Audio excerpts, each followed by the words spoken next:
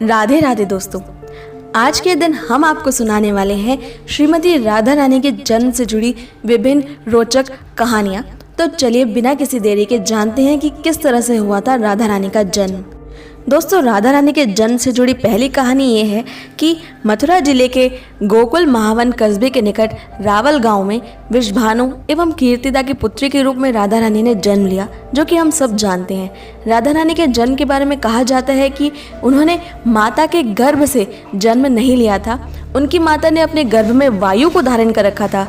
उसने योग माया की प्रेरणा से वायु को ही जन्म दिया था, परंतु वहाँ स्वेच्छा से श्री राधा प्रकट हो गई। श्री राधा रानी जी कालिंदजा कुलवर्ती निकुंज प्रदेश के एक सुंदर मंदिर में अवतीर्ण हुई थी। उस समय भाद्रपद का महीना था, शुक्ल पक्ष अष्टमी तिथि थी, अनुराधा नक्षत्र था, मध्याह्न काल 12 बजे और सोमवार का दिन था। उस समय राधा जी के जन्म पर नदियों तक का जल पवित्र हो गया था। संपूर्ण दिशाएं प्रसन्न एवं निर्मल हो उठी थी और उनके जन्म के साथ ही इस दिन को राधा अष्टमी के रूप में मनाया जाने लगा। दोस्तों, राधा रानी के जन्म में श्री वृषभानु जी और कीर्तिदा इतने प्रसन्न थे कि उन्होंने बहुत सुंदर उत्सव मनाया। अपनी पुत्री के कल्याण की कामना से आनंददायिनी 2 लाख उत्तम गौएं उन्होंने ब्राह्मणों को दान में भी दी थी।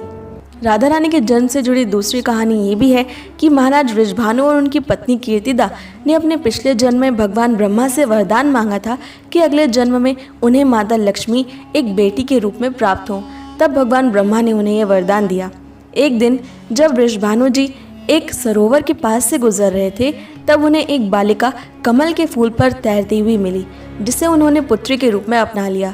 राधा रानी जी श्री कृष्ण से 11 माह बड़ी थी, लेकिन श्री वृषभानु जी और कीर्तिदा को जब ये पता चला कि श्री किशोरी जी ने अपने प्राकट्य से ही अपनी आंखें नहीं खोली हैं, तो वो इस बात से बड़ा दुखी हुए।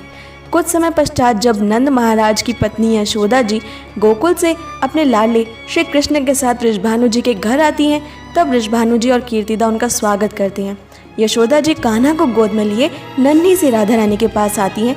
जैसे ही कृष्ण और राधा आमने सामने आते हैं, तब राधा जी पहली बार अपनी आंखें खोलती हैं। अपने प्राण प्रिय श्री कृष्ण को वो एक टक देखती रहती हैं। अपनी प्राण प्रिया को अपने सामने एक सुंदर सी बालिका के रूप में देखकर श्री कृष्ण भी बहुत आनंदित होते हैं, जिनके दर्शन बड़े बड़े देवताओं के लिए भी दुर्लभ है। मनुष्य सैकड़ों जन्मों तक तप करने पर भी जिनकी झांकी नहीं प्राप्त कर पाते, वे ही श्री राधिका जी वृषभानु जी के यहाँ साकार रूप से प्रकट हुई थी। राधा जी के जन्म से जुड़ी एक कहानी और जानने को मिलती है। वो ये है कि एक बार सूर्यदेव ने राधा रानी को अपनी पुत्री के रूप में प्राप्त करने के लिए घोर तपस्या की। तब कृष्ण उनसे प्रसन्न होते हैं और राधा रानी को पुत्री रूप में प्राप्त करने के लिए उन्हें वरदान दे देते हैं। द्वापर युग में व्रज के रावल गांव में एक बड़े ही महान व्यक्ति थे, जिनका नाम था महाभानु, और उनके कई पुत्र थे, जिनमें वृषभानु उनके 5वें पुत्र थे। वे सूर्यदेव का ही अवतार थे। बाद में वृषभानु के विवाह कीर्तिदा से हुआ। विवाह के कई वर्ष बीत जाने पर भी उन्हें कोई संतान नहीं हुई। फिर एक बार किसी ने कहा कि कात्यायनी देवी की पूजा करो, वो तुम्हें अवश्य ही संतान प्राप्ति करवा देंगी। तो फिर उन्होंने यमुना के किनारे कात्यायनी देवी की पूजा की। तब उन्हें कात्यायनी देवी की आवाज़ सुनाई दी। कात्यायनी देवी कहती हैं कि हरि नाम के बिना तो कुछ प्राप्त नहीं होता, इसलिए तुम प्रमाणिक रूप से पहले हरि नाम ग्रहण करो।